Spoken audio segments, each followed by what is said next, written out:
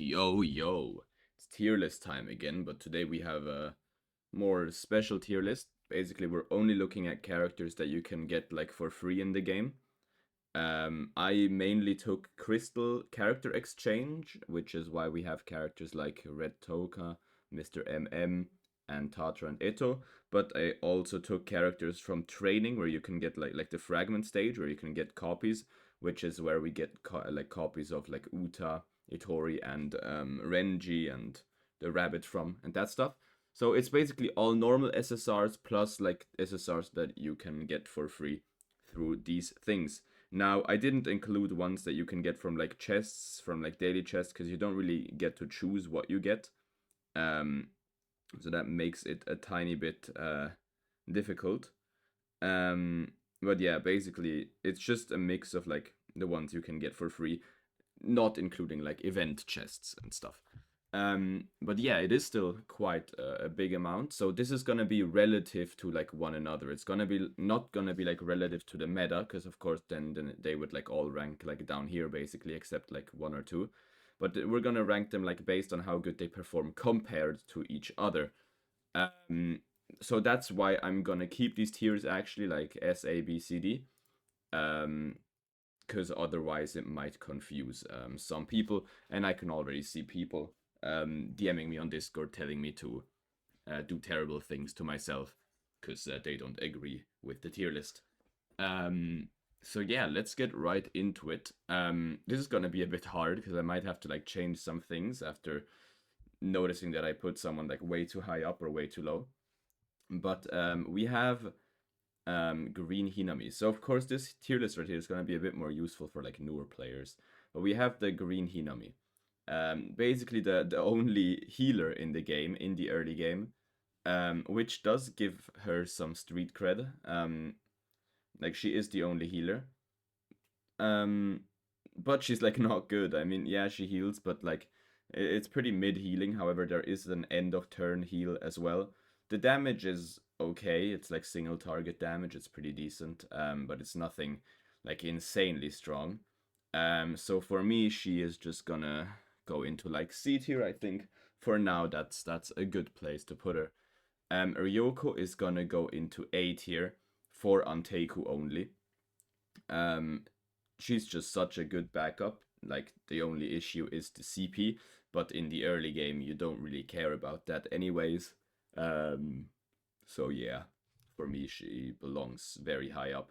Renji, same thing, but I'm gonna put him on the left of her simply because Renji is universal. So you can like now there's lots of backups, but at the very start of the game, if you're like free to play or stuff, building Renji is very good because you will use him in any team. If you are missing a backup for a certain team, you just slam Renji in the backup and in the backup position, and you will be fine.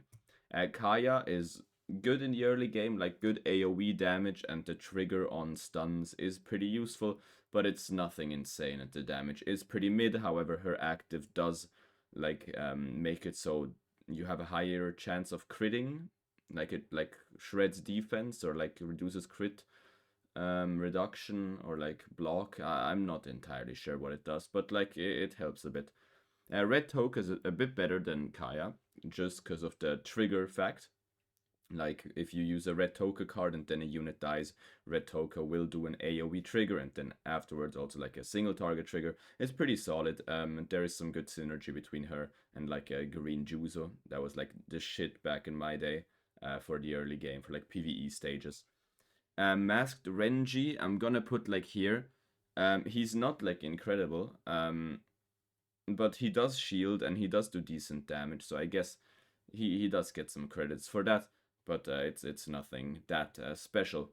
Red Toka's gonna go into S tier. For a free character, she's so overpowered, and for any early game player who wants to play on Teiku, just 6-star her from Crystal Exchange, and you're gonna have a very good time. You don't need any exclusive cells or anything specific, you literally just need her. Put her on your team, crazy shields, good damage, and the immortality that will make every new player want to uninstall. So that's very nice. Mr. MM, I'm gonna put into far left A tier. He's like the GOAT no org damage dealer for the mid and early game, which is very nice. but he is like an assist character as well with the assist passive, and he's the only assist character here, basically the only assist character that you can get for free in the game, which does give him lots of credit. So that's where I will be putting him. Blue Tatra is gonna go straight into S tier. He's gonna go here. Um, really good AoE damage. Able to skill down enemy cards. Gives your team the block, heals your team. The AoE trigger. It's such a good card. It's like if you're gonna play Aogiri, just please build him from the free shop, and you can build a very scary Aogiri actually with only free characters, because we have Eto here, who for me is also just gonna go into S tier. So, like such a disgusting character in the early game. Like the enemy literally can't do anything against I don't know what it's called, but like her passive when she procs her ultimate, that you like don't get hit, like alert or something. I don't know. And in AI versus AI, it's like even more unfair. If you go first, you just kind of win in the early game. If you have Ito on your team and you're playing Aogiri. Um, so yeah, building these two characters, you literally can't go wrong. They will carry you like really hard. Green Owl, I'm gonna put into A tier, like here, simply for the fact that you do kinda need his LR cell. Without it, he's still really good in combination with the Red Toka here. You can make a pretty decent Anteku, but it's not even close to like the Aogiri that you can create with these characters. And as I said, you kinda need the LR cell for him to really pop off. And I'm gonna drink real quick. Okay, I'm back. Uta. So Uta kinda like is really goaded. I'm gonna put him like here. Um, he's just like nah. He needs to go higher. Like yeah, here. He is like the best boss fight character for an early game player, simply because Star Up is like gets so much value. He's like the goat for weekly challenge, like the goat free to play free character for weekly challenge and most boss fights. He's just really good for all that stuff. Um, yeah, really nice unit to have overall. Shu, I mean he's pretty shit. I'm gonna put him like here. The taunt is pretty useful, but it's nothing special, and he's not really tanky enough to be taunting, because he like taunts and just kind of dies. Yeah, it might give another unit in your team some extra like living time, but it's not gonna change the game. Like Rize is good. Good single target damage dealer. Really good for the early game. Really good for weekly challenge as well. Like the best green week like boss damage dealer for weekly challenge in the early game, and used to be number one for a very long time till Green Toka got released. So Rize was kind of always the goat before that. So yeah, she's gonna go into B. Now Corona and Nashiro, they're gonna go here. I mean, they can stun the enemy unit with a tier 2 or tier 3 active, which is pretty useful, and it's not like a weakened stun. Like the enemy like can't really do anything against it, so that is pretty useful, and it can help you in some PvE stages and also like RTA in the early game. But that's about it. The damage is pretty bad, and yeah, I mean they are like the same character anyways. Bald guy. So he's also gonna go here for the same exact reason. His tier 2 and tier 3 active can just stun the enemy, which is useful, but that's like where it ends. Like he doesn't do more than that, which is like a pretty sad, but yeah, we might have to make a tier down here actually. Red Mado is the exact same. I'd argue Kaya is better, because I mean they're both AoE, but Kaya actually has like a trigger and like debuffs the enemy, so gives her some extra cred. Red Mado is kind of just a disappointment. Now, Chu, he's gonna go here simply because he has this nice passive where if you use like multiple cards of him, they will star each other up. So using like 3 cards of his in PvE is pretty solid, and I kind of did abuse that in the early game on my account, because it's just it like did really good AoE damage overall. So yeah, he was a really solid unit in the early game, and yeah, he does that stuff pretty well. Hoji, this is a difficult one. So he used to be like really good for like some game modes, like for example like certain boss fights in the very early game. you could get like an incredibly high score by just using Hoji cards. Uh, so that's pretty cool, but like he's like really shit nowadays, so I'm gonna put him like down here. Really not that special. Same for Mustache Man here. And Helmet Guy. It just kind of disappointing. Now Ivao, I'm gonna put him here simply because his taunt is way better than Shoes. Actually, I'm gonna do it like this. And his shield is better. It's just overall a better version, let's say. Because he also like he's just tankier. Yeah, she's also gonna go down here because she's ass. Same for her. Shinohara I'm gonna keep up here simply because he does have a damage boost, and I do remember using it in weekly challenge in like my earliest tutorials for weekly challenge.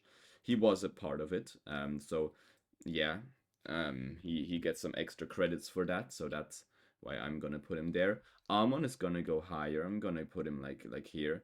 Really good single target damage, like really good single target damage for an early game character, and for like Red in weekly challenge, he is still like one of my go-tos. I mean, now of course not anymore. We have like lots of units that are better, but he still used to be pretty good, and I can still get like 5 to 600k score using him, which is pretty sick. Green Juzo is gonna go like far left here. Actually, I'm gonna put her like put him up here.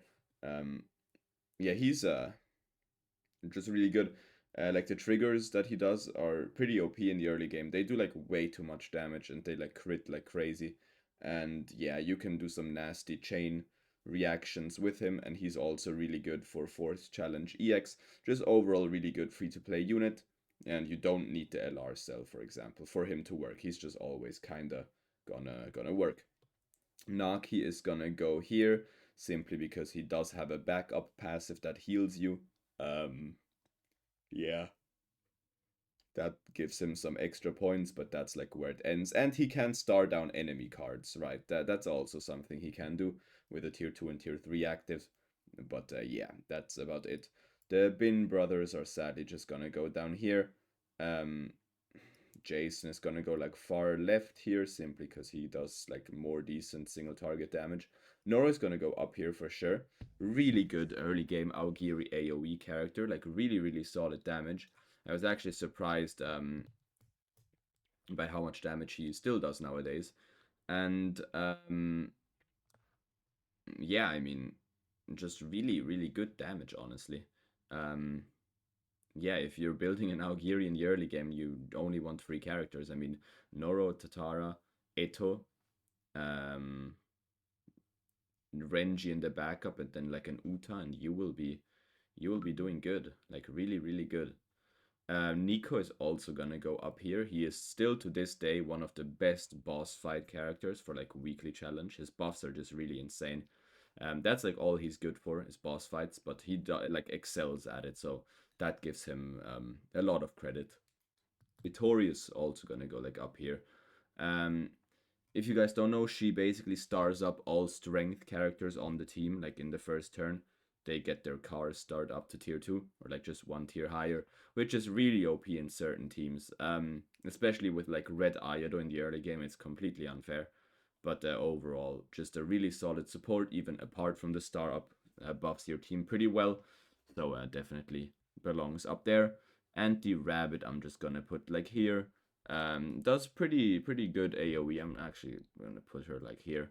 Does really good AoE for the early game. The attack down passive is also pretty useful, but that's about it. It's nothing like insanely strong, but it's still pretty strong in comparison to the other characters. So yeah, that's how I would do my ranking. If you agree, disagree, just comment it down below, or just in my Discord server that's linked down below. And yeah, that's everything I had planned for today, and I'll see you guys in the next one.